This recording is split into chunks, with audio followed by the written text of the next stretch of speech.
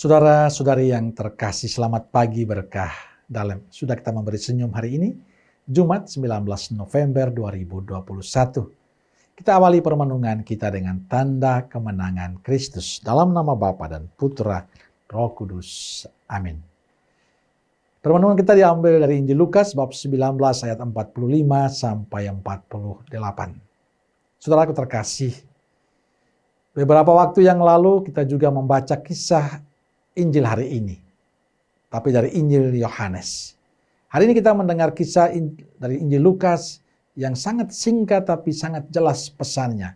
Yesus tidak ingin rumah Bapanya sebagai sarang penyamun. Ia berkata, ada tertulis, rumahku adalah rumah doa, tetapi kalian telah menjadikannya sarang penyamun. Sangat jelas, Yesus mengatakan rumah Bapakku adalah rumah doa.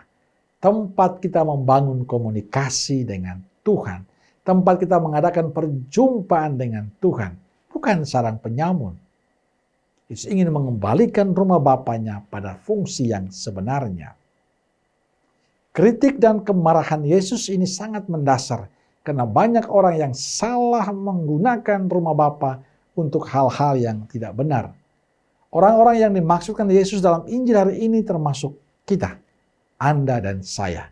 Kita sendiri sering menjadikan rumah Bapa tempat kita ngobrol, tempat bergosip ria, menjelekan orang lain, mencari popularitas, menuduh orang lain, dan banyak hal negatif yang kita lakukan dalam rumah Bapa.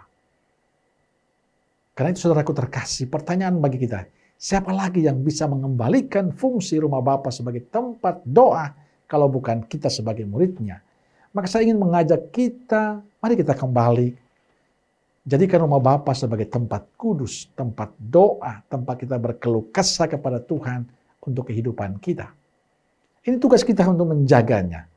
Untuk tidak menjadikan rumah Bapa sebagai tempat untuk kita ngobrol, tempat untuk bergosip ria, tempat untuk menjelekan orang lain. Kita harus memulai dengan menggunakan rumah Bapa sebagai tempat doa. Tempat kita berkomunikasi dengan Tuhan. Tempat kita merasakan damai dan sukacita bersamanya. Karena itu kita ke gereja, hendaknya kita sadari betul bahwa saya datang untuk berdoa. Saya datang untuk mengikuti Ekaristi. Saya datang untuk merayakan perjamuan bersama dengan sesama yang lain. Bukan saya datang ke gereja, lalu saya melanjutkan ngobrol kita, diskusi kita dalam gereja. Bukan itu. Gereja tempat kita berkomunikasi. Kita tidak sendirian di sana. Ada sesama kita yang ingin menggunakan tempat itu untuk berdoa.